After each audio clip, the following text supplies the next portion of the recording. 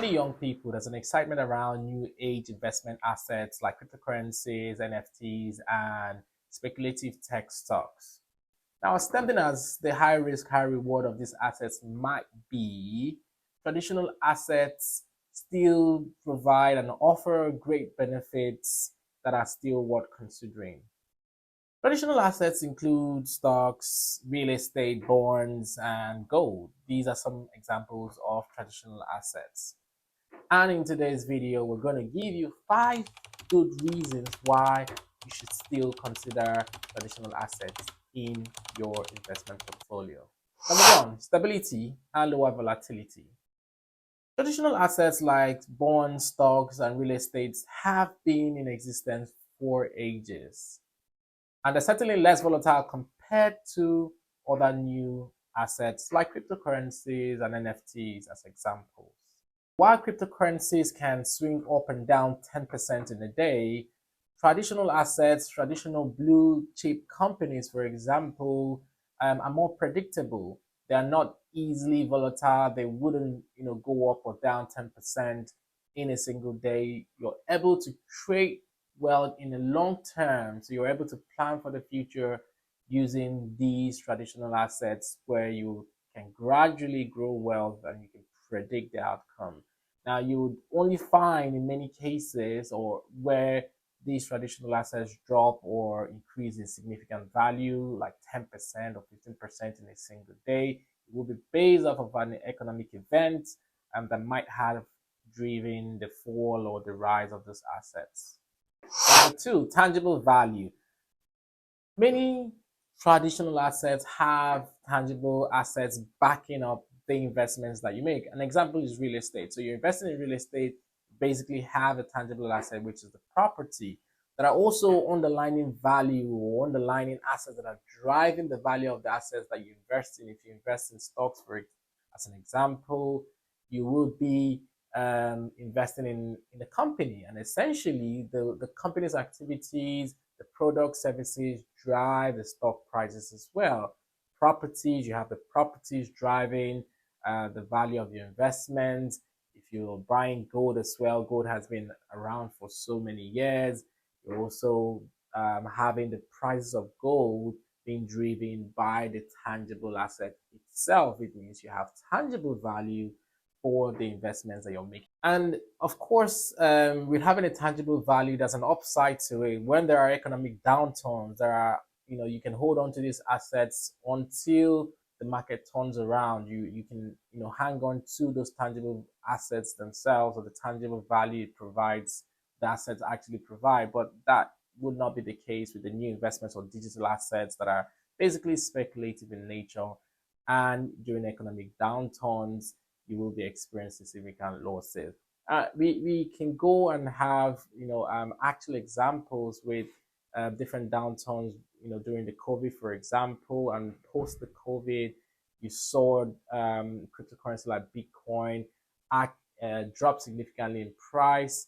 But while the market was struggling overall, and with several markets going through very slow growth, with cost of living crisis affecting in certain markets, you still had property market essentially actually growing in better pace. But you also have the fact that these investors could hold on to the assets that they had invested in. They could hang on to the properties. And we understand that people will always need houses, people will always need places to live. And essentially, with population growing, there'll be more need for properties where people can live, or properties where people can actually work or engage in economic activities. Now, who doesn't love an extra income coming in? At number 3, you have dividend and passive income. Traditional assets and examples that we gave being property, stocks, provide you with passive income. They provide you with streams of income that can be generated through dividend or coupon payments in the case of bonds. If you have a property, you can gain passive income through the rents or through renting the properties that you have. If you have a stock, you can actually get dividend paid out to you from the stocks that you hold. If you have dividend paying stocks, and of course, if you have bonds, you can essentially receive coupon payments or interest payments based on the bonds that you actually hold. Now, these streams of income that you receive can actually be a game changer for your financial planning. Quite a lot of times that people invest is basically to meet your financial obligations. So your investment objective in this case could potentially be being able to receive regular income that can help you meet financial obligations as they fall due. And it might be that you want to use them to pay bills, you want to use that to pay for your own personal mortgage. It could be that you're using that income to pay for fees for your children or for family members or for medical.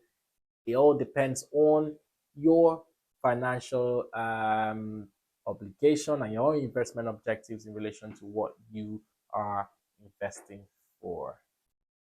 Now, our fourth point is around regulation and transparency of the market. It's quite important to understand that while some people are not keen about what paperwork needs to be filed or how you would potentially pay for taxes when you sell an asset, but the idea that the market is regulated, the traditional market generally is regulated and transparent, keeps the market stable. It also keeps the market or builds trust within the market or allows trust to exist within that market.